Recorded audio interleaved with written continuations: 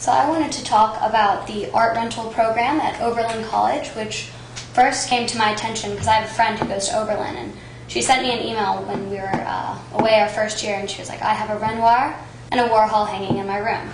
I was like, okay, like what's that? So she kind of went on to explain that they have a program at Oberlin where, because they have a very good art history department, and they have an on-campus museum, which is in the top 3 college galleries in the United States, called the Allen Memorial Art Museum.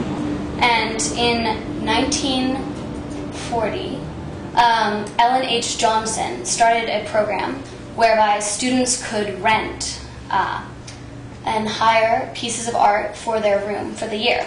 So for $5 a semester, obviously at this point it costs far less than that, students are able to go to the Allen Memorial Museum at the beginning of the semester and pick 1 or 2 pieces, and so they line up outside starting usually the day before at like as early as 8 a.m. the day before. So people will camp out with tents and everything for 24 hours, like playing games, ordering pizza, whatever, so that they can get their chance to choose from the 431 images that they can hang on their walls.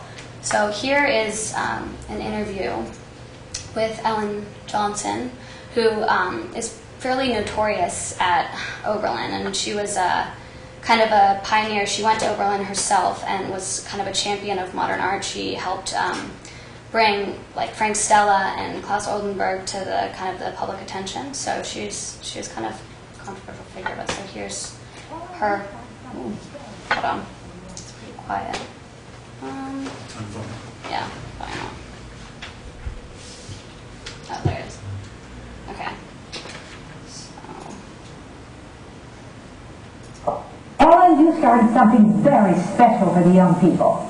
The rental idea. How did that develop? Oh, that was back in 1940. I simply thought it would be a nice thing for the students to be able to take a work of art home and have it in their dormitory rooms and look at it all semester. That way they get to find out some of its meaning, respond to the qualities that it has, and maybe if they didn't like it in the beginning, they would after they lived with it. The best way to learn to like something is to live with it. Sure. Or find out you don't like it. So she, which was kind of in keeping with the progressive ideals of Oberlin, felt that really living with artwork was kind of the best way to learn about it. Because you could pick up on things that you've never seen before. Because if you go to a gallery, if you look at a piece of artwork, in a book or on the internet, you miss things. So whereas these students have these pieces in their rooms, they're able to kind of pick up on something new every day. So this is just a picture of the Allen Memorial Art Museum. And here are some students carrying their art rental pieces. Here's another video. And this is, hold on, how do I get out of here?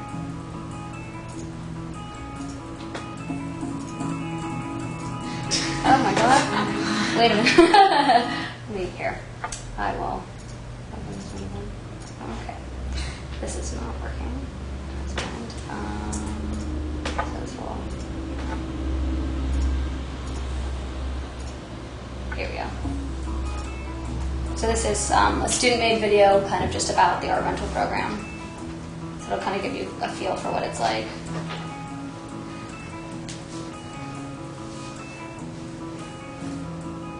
Well, one night, at the beginning of the semester, the courtyard of the Allen Art Museum fills up with students. That night is art rental. Students line up with tents, sleeping bags, board games, and homework, ready to camp out all night so that they can take home a priceless work of art in the morning. You can't jump or cut in line, save a space, or leave for any extended period of time. First come, first serve. At 9 a.m., the museum opens and students can come in and choose their pieces. Students can pick 2 pieces of art. The Picassos, Dalis, Matisses, and Chagall's go fast, but there are 400 pieces to choose from, so everyone can get something. No work has ever been damaged, lost, or stolen.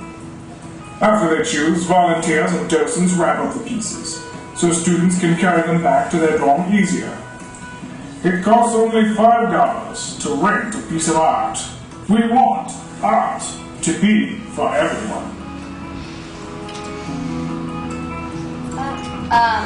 Yeah, so that's kind of one of the most notable things about the program is that in the over 70 years of its existence, they've never once had a single piece damaged or stolen or lost, nothing, which is kind of remarkable seeing as they're in student dorms. So that's kind of an interesting thing. And so then these are the 20 most popular pieces that have gone like first. I guess they've done an average kind of in the past since they started kind of keeping records. So it's like there's a huge range of pieces. So like from spanning time periods, you know, from 1490, there's some woodcuts, some German woodcuts, all the way, you know, to modern pieces like modern photography from like 1997. So really kind of there's something for everyone there. So it's not like, and not everyone who participates in the art rental is an art history student or has anything to do with the art program. There's just kind of, it's also a way for students to kind of meet one another, so it's bringing people together through the artwork that they can hang in their room. So you can see there's some Lichtenstein, quite a few Picassos, so some of them they don't have images of on the internet, but so they're Pollock and Toulouse. There was a couple interviews with girls talking about their Toulouse-Lautrec that they got. So then this is, there's a lot of online forums for people kind of to share their experience of art rental. So the Allen Memorial Art Museum has kind of a Tumblr where people will link and show photos of their photos of the pieces in their room, so you can see what it looks like to have. So here we go. You can see. Just that like silhouette is on, you know, on top of her dresser. There's this one here, which is one of the top 20 pieces, which is pretty cool that they can, I guess, accommodate that, and also that all of the pieces that they have been paid for by the proceeds from the project itself. And while there are kind of like fledgling projects like this at other schools, like Yale has just started one, theirs is kind of more contemporary artists. So nothing kind of the same weight kind of as the ones that they have at Oberlin, and Trinity College Dublin actually has a similar program, but that was started 50 years ago, and most of theirs is kind of based off of donations, but they've started to do the same sort of thing. So they're thinking that this might catch on at other universities. So that's that.